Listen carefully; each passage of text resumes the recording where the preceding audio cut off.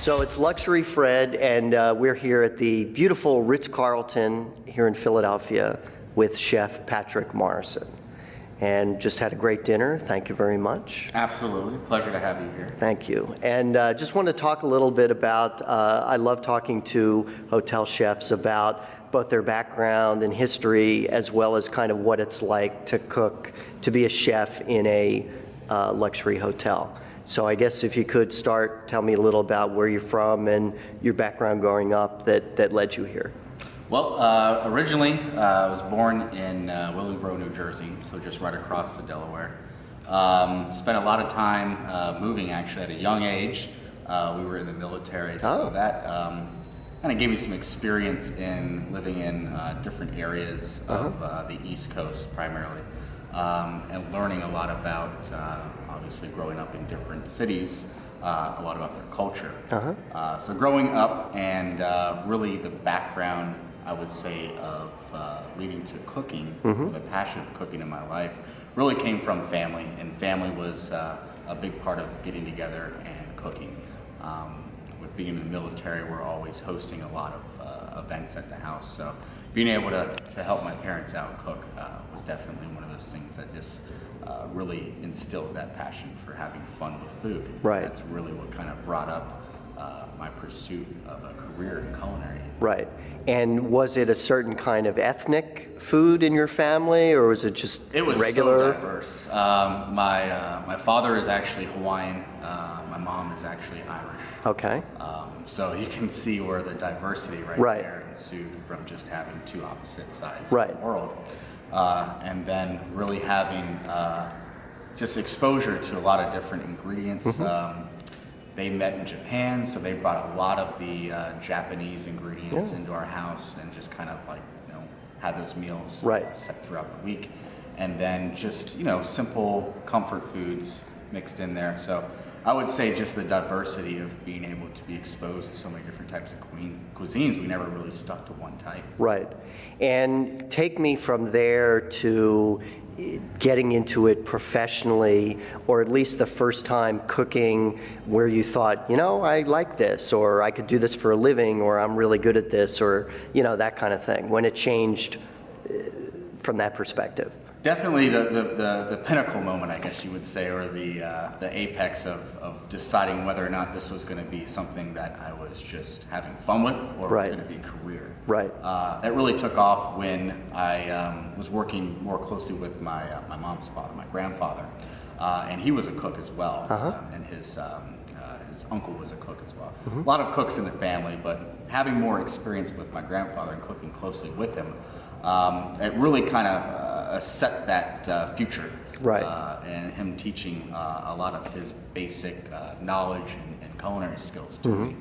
He really just kind of gave me enough foundation just to kind of run with whatever I wanted, and whatever I could dream up would be something that I could do. Right. He really supported that, as well as my parents.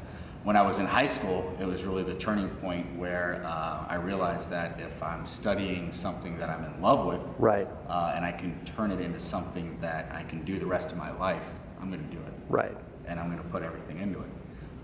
From high school going into culinary arts school, after that really just kind of solidified that this is what I was meant to do. Right. Love dealing with people, love being in front of people, and love working with people. Right. So in culinary school, being able to really kind of lay the foundation of knowledge. Right. Take the experiences I've had through different diverse cuisines and working with a lot of people in my youth, really in college or at the Culinary University of Johnson & Wales University, is where I studied Providence. That's really what kind of just made everything make sense. Right. And never look back. Talk to me about your first professional job or first kitchen job, even if it was washing dishes or something like that. No, absolutely. My first, actually, my first experience in a professional kitchen was at a country club in Mount Vernon, Virginia. This is where I was exposed into, I guess, the reality of a kitchen and what it's like. Customers and absolutely. It was definitely a awakening experience, because you cannot take anything you learn in a book and be able to jump into a live scenario right. with people and diverse people, and just be able to be comfortable with it. You definitely have to learn as you go. Right. And it was an excellent learning experience that I'll never forget, and the values that I learned there, just about customer service, right.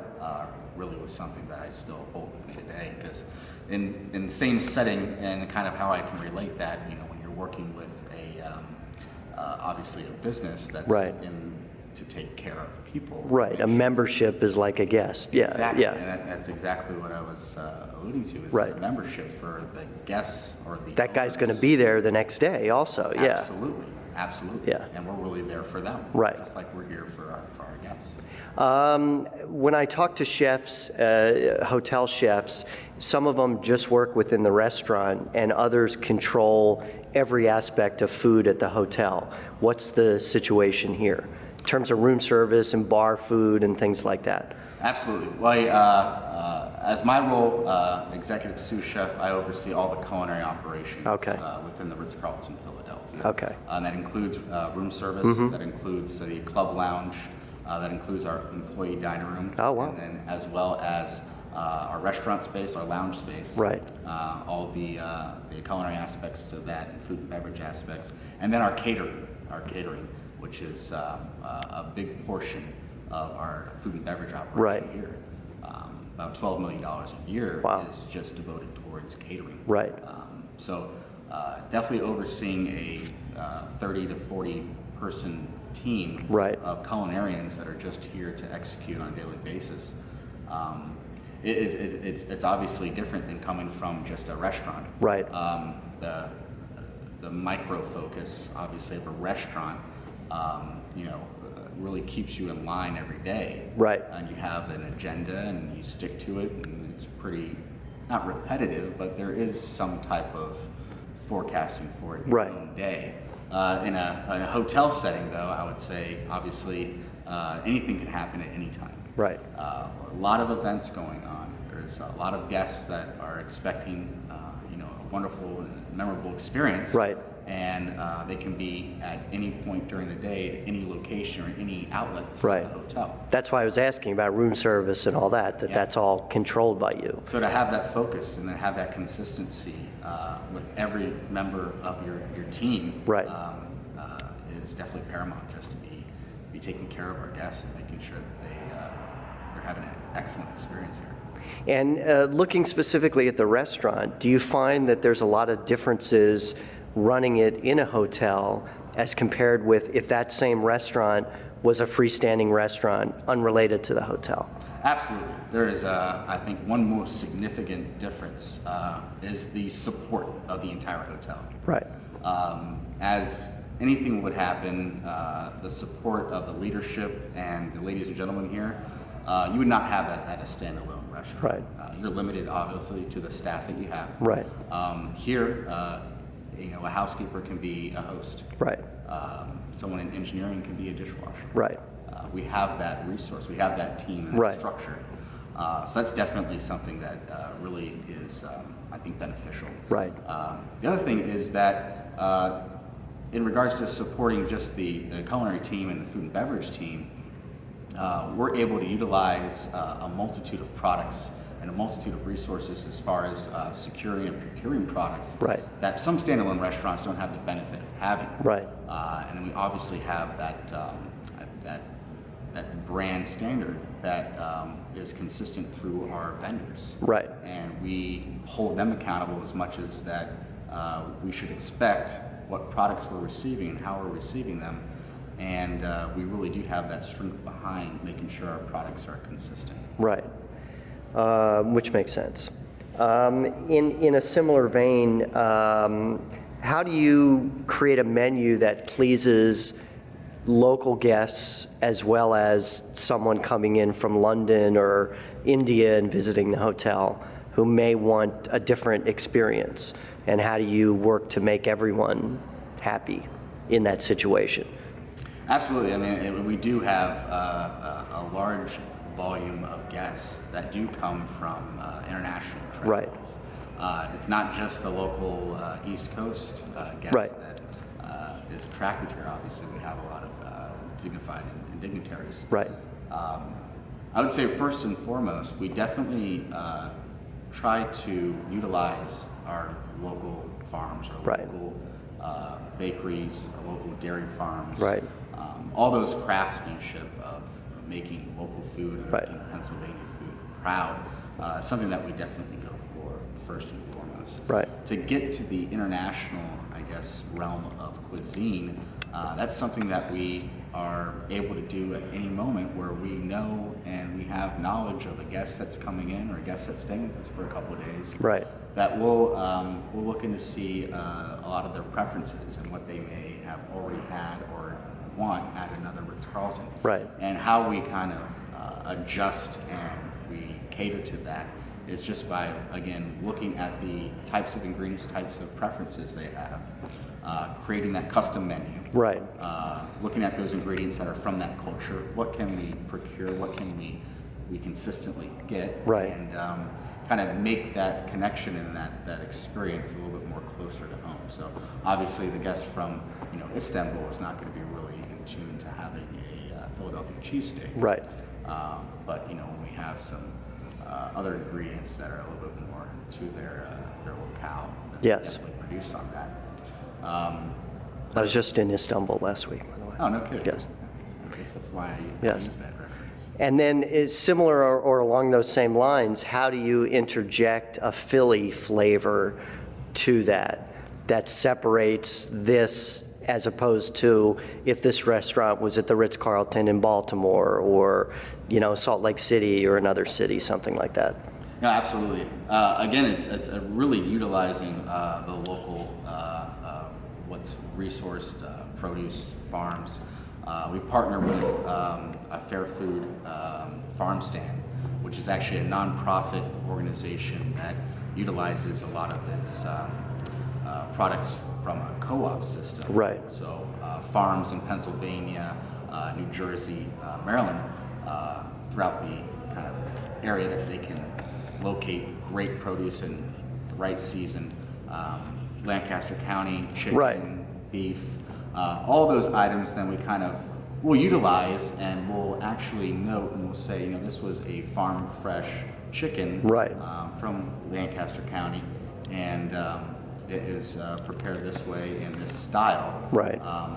Again, flavor profiles and different types of ingredients really lend themselves, I guess, the purity of just saying, this farm that we got this cheese is only 10 miles away from us. Right, right. And I think that brings and represents what Philly has been, I guess, in the movement of really enriching the culture of the city and supporting the farms. And kind of along those same lines, getting to the end of my questions, what would you say is the foodie scene in Philly?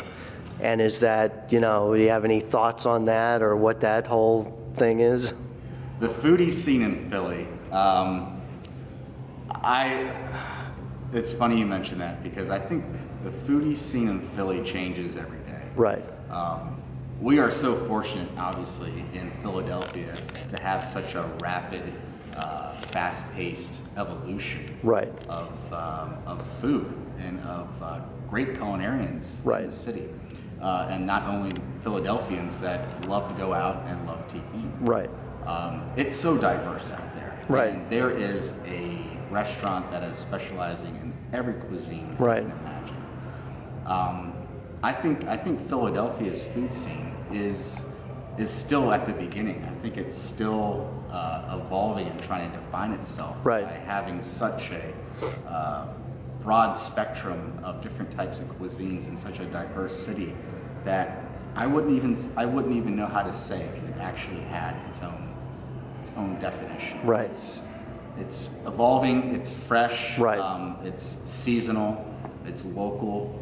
It's very competitive, but it's very exciting. Right. And the amount of restaurants that have opened within the last 6 months, just for a city of this size, Right. and the amount of restaurants that are open now and have been open for the last 6 years for a city this size. Right.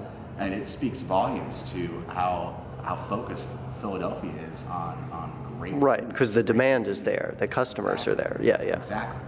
And I can't wait to see what the next 5 years are going to bring. Right. It's very, very exciting for us. Okay.